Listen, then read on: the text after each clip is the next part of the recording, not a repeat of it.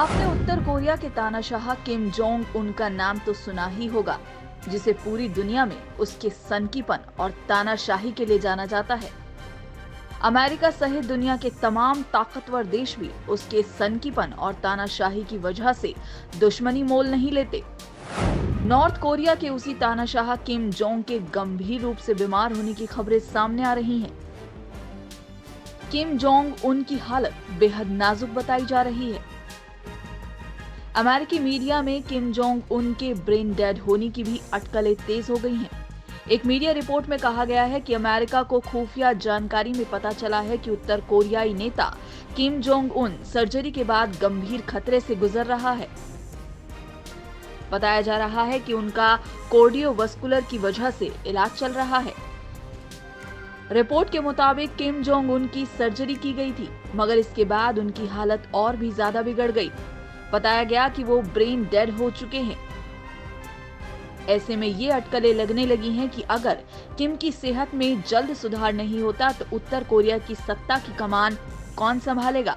बताया जा रहा है कि ऐसी स्थिति में उनकी बहन किम यो जोंग सत्ता संभाल सकती हैं। किम जोंग उनकी छोटी बहन है किम यो जोंग।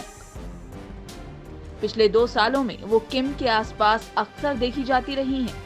वो सत्ताधारी वर्कर्स पार्टी की शक्तिशाली केंद्रीय समिति की उपाध्यक्ष हैं।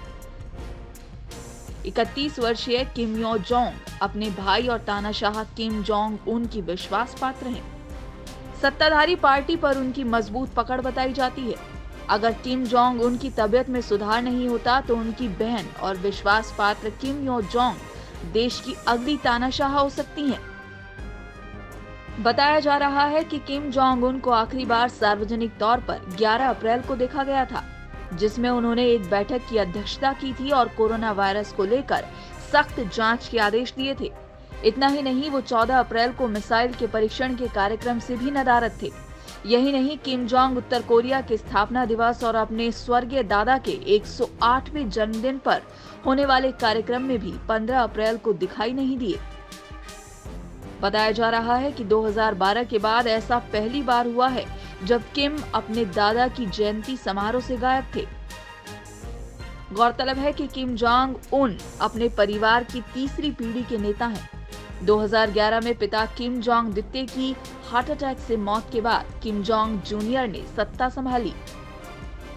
1948 में देश के गठन के बाद से ही किम के परिवार का उत्तर कोरिया की सत्ता पर कब्जा रहा है और हर नेता की मौत के बाद इस तरह के सवाल उठे हैं कि अब गद्दी कौन संभालेगा।